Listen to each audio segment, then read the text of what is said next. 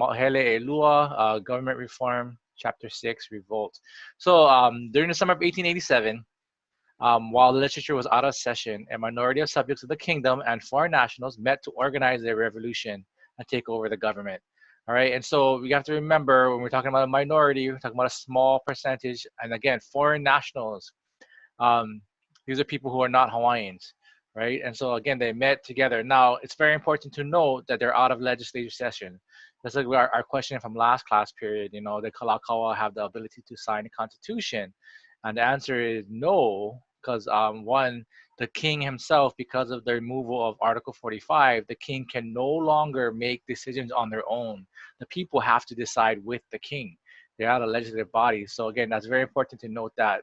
The driving motivation was their belief that the native was unfit for government and his power must be curtailed. All right. And when they're talking about the native, they're talking about not just the king, but all natives. Yeah. And so they fought to try and basically take over, right? Um, King Kalakaua here, David Kalakaua. The group made demands on King Kalakaua, including an immediate change of the king's cabinet ministers. Now, this is important for today's question. Yeah, the premier and that change, because remember, the premier was removed after the 1864 Constitution, and the cabinet ministers kind of replaced that premier type of person, right? So what happens? Remember, when Kamehameha IV dies, the premier became the queen, and then she announced and put the next king in there. But in this one, we know now after 1864, there's no premier. So if the king dies or is taken out or is killed, and he doesn't have an heir, then the legislative body, okay, made up of the House of Nobles and reps from the people, decide who the next king is, right? The same way King Kalakaua and King Lunalilo were elected. So it's very important to keep that in mind because in the big picture, that's going to make a difference, yeah? But under the threat of violence on July 1st, 1887, King Kalakaua reluctantly agreed to form a new cabinet ministry made up of members from this group. Okay, so this group of foreign allegiant men, um, made up of Hawaiian nationals and foreign nationals, right? They basically force Kalakaua to change his cabinet. And now the cabinet, the powers of the executive is actually held in the cabinet, right? He has to confer with them for all these changes, but now they pretty much run the show here. On that day, each member of the new cabinet took an oath to support the Constitution and the laws, any laws, and faithfully and impartially to discharge the duties of his office. Now, this is kind of tricky because they are basically taking the oath to follow the laws, the 1864 Constitution, right? Even though they're looking to break those laws and change the way government is run and the way the Hawaiian Kingdom is run. So, unbeknownst to the king, the new ministry had already made a request or had already been in collaboration or cahoots with the Chief Justice Judd and the Associate Justice Preston. Okay, they assist in the preparation and creation of a new constitution on July 1887, which implicated the two highest ranking judicial officials or the two highest ranking judges. These are like the Supreme Court guys of the Hawaiian Kingdom with treason. Okay, so I want to stop there real quick and I want you to think about that, right? So again, the cabinet, who had the power of the premier previously, the cabinet now basically worked in collaboration with two of the judges to create a different constitution, right? Now, as we said last class period, the king no longer has the power to make an absolute law or to make any of those things on his own because Article 45 was removed. But even with that, they still tried to do what they did, right? By creating a new constitution.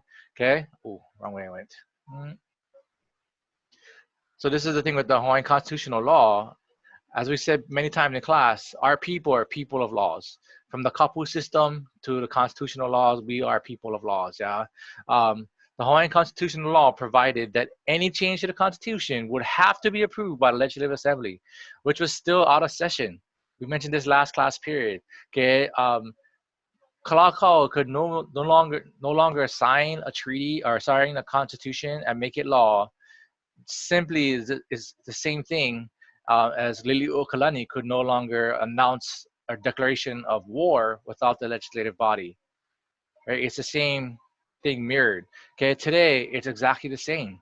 The only way the president of the United States can make a unilateral decision or law like this, if this is that the United States has to be under martial law. And martial law means that they're under military occupation, and the U.S. is not under military occupation. So the president doesn't have the powers that he thinks he does, right? And so same thing for us in our own kingdom. It worked the same way prior to the 1887, right? And so again here, um, the new constitution would have to have been approved by the people or the legislative body, okay, which is still out because it didn't convene every year. It was every 2 years, right?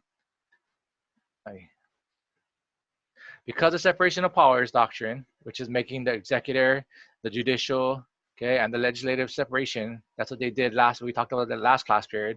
Because separation of power doctrine was fully enshrined in the Constitution of 1864, like I said earlier, the king, as an executor, the chief, just like the president, okay, is limited, okay, to faithfully executing the law and could not enact law on its own without the legislature. So again, we're very similar to the United States, right? We cannot enact laws without the legislative approval, okay? So real quick pause. Anybody have questions so far? Sounding familiar? Sounding okay? All right, okay. And so again here, oh, sorry. For the executive branch to promulgate a constitution together with members of the judicial branch would be a violation. So again, just the members of the cabinet and the lawyers together, they can't just make a constitution, right? It has to be with the legislative body. Therefore, they're committing an act of treason. And so, according to the Hawaiian Kingdom, an act of treason statute or chapter 9 or article 9, treason is committed when actions affect the enactment, repeal, or enforcement of laws in general. Okay, so this, what this means, if we look at it today, modern time, a few years ago, there's a group that came together, and they used to be called, they were called Na'iaupuni. Okay, and basically they got they created their own representation. They got a bunch of Kanaka from all over, and they came together, and they're funded by Office of Hawaiian Affairs. And their whole goal was to create a new constitution. They called it a constitution convention. They're trying to make a new constitution for Hawaii. Now, if we understand our history here, Hawaii is occupied because there is no treaty of cession. No treaty, no annexation.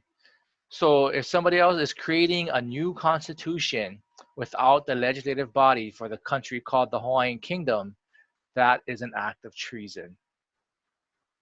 You see how that works?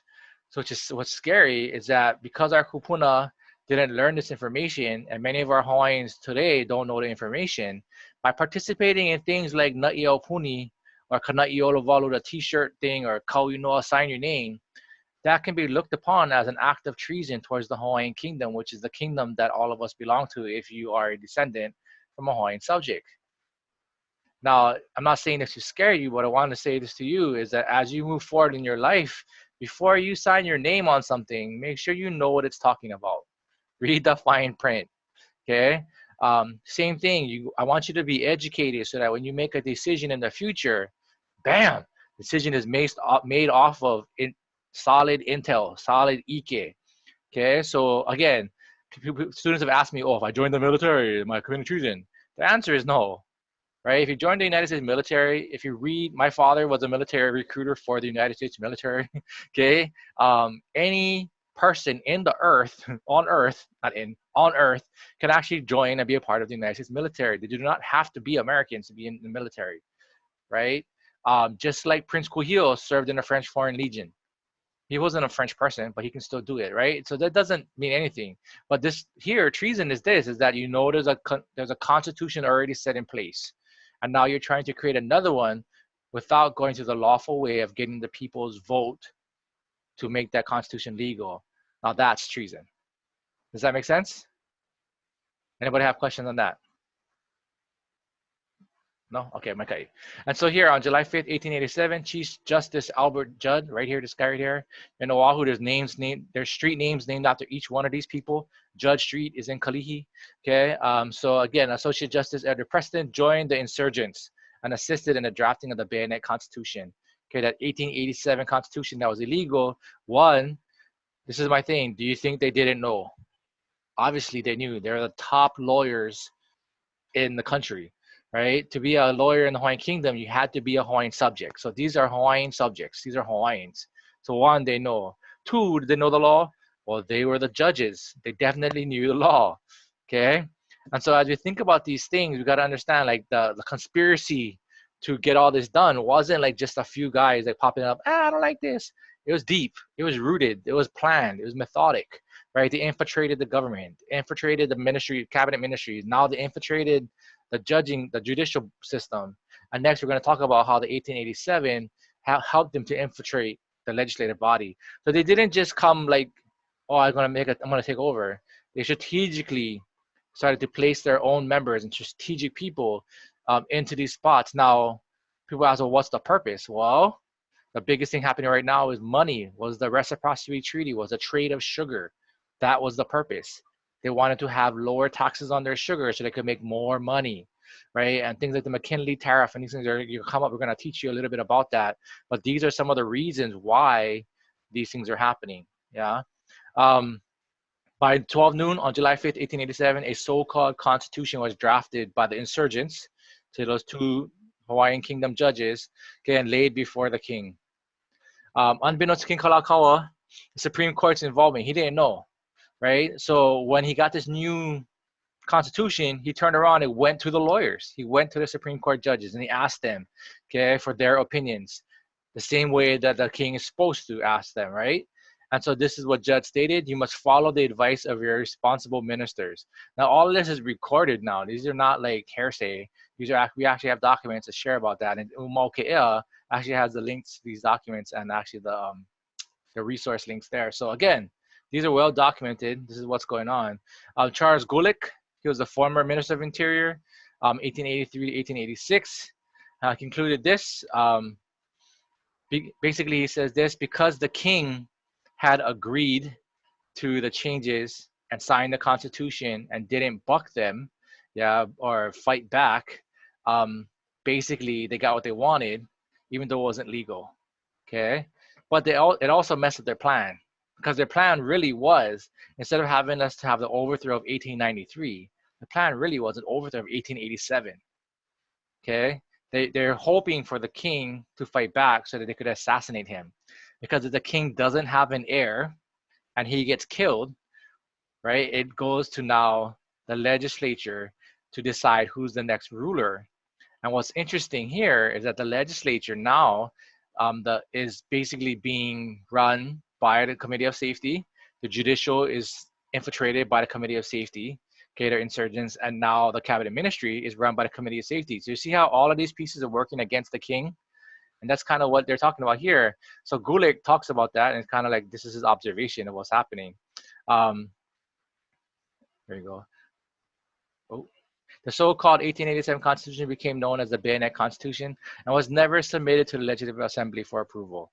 So give me a thumbs up if do you think they needed approval for the new Constitution to be lawful? Anybody? Thumbs up. Let's see, 1, 2. Okay, if you think it needs, okay, good. Let me ask you this. Give me a thumbs up that if this 1887 one isn't lawful, which constitution do you think would be the lawful one? The one right before it, or continue to be the 1887? What do you think? Thumbs up if you think it's the one before it. If you don't know, you don't think it's the one before it, maybe. So under Hawaiian Kingdom law, okay, we got some mixed manawa maikai. Under Hawaiian Kingdom law, those who get a thumbs up is correct. Like if the current constitution wasn't ratified by the legislature, then the previous one continues to be the current. So to this day, okay, the current 1864, the latest current one, is still the constitution of the Hawaiian Kingdom. Does that make sense? It has never been changed. Now, just because something was signed politically, it doesn't make it legal, right? Here's a prime example today. People think that Hawaii is part of the United States. Okay, politically, it is, right? You get the flag, you get FEMA, we get all this stuff. Politically, we are. But legally, we're not. See how that works? Same situation here. Domestically, within the Hawaiian Kingdom, is politically the 1887 Constitution was signed, but legally, because it wasn't ratified by the people, the 1864 is still the legal document. Does that make sense? So just the same thing is foreshadowing as what's going on today in Hawaii. Yeah. Um, it was drafted by a select group of 20-ish individuals and collectively placed control of the legislature and the cabinet in the hands of the individuals who held foreign allegiances. Wow, that's kind of nuts, yeah? So what I want you to think about right here is that the 1887 Constitution gave the power of the people and of the executor to the insurgents. And they already had the House, the judicial area, the third branch under their belt as well. So ultimately, what's happening here is this internal revolt, unbeknownst to the king, was happening, and it's basically a plan to take over the kingdom, right? Um, Side note, Ho'ike people. A few years ago, we had Ho'ike with Kalakaua and Queen Emma, right? And if you didn't know, Queen Emma, she had a personal guard called the Honolulu Rifles. The Honolulu Rifles is the same militia of the Committee of Safety, the same armed militia that overthrew the Hawaiian Kingdom government. They're the same armed militia that held the Hawaiian Kingdom government as a provisional government and made it the Republic of Hawaii, made up of all foreign nationals. Yeah, and who actually had guns, because guns were illegal in the kingdom unless you were a police officer or in the army. Okay, so again, just side note, our school is very much aware of this information, and even like I said, even in Ho'ike, we had those pieces. Yeah. So here we go. Unlike Kamehameha V, Kalakaua, King Kalakaua, as executive chief, did not have the constitutional authority to abrogate and to subsequently promulgate a new constitution without legislative approval. Just like America, the president cannot do what he wants on his own without the people's approval unless we're under martial law. Okay. The Constitution of 1864 no longer had the sovereign prerogative. We talked about that last period. The Article 45 in 1864 or 1852 Constitution. Thus, the crown was limited to faithfully execute Hawaiian laws as a country's chief executor. So just like the president, commander in chief, he's bound by the Constitution to follow those laws. So same thing. In June 1889, the Liberal Patriotic Association was formed. Basically, this is a political party formed to restore the former system and government and the former rights of the king.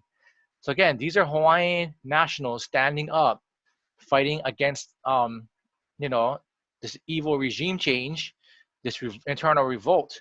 So this is Robert Wilcox, one of those leaders, educated at the military academy in Italy, and he was a prominent figure in Hawaiian history. Yeah, look at him. If you take away that weird mustache, because it's kind of trippy, and you just cover up the hat and below, he looks like somebody could be some that you would see today.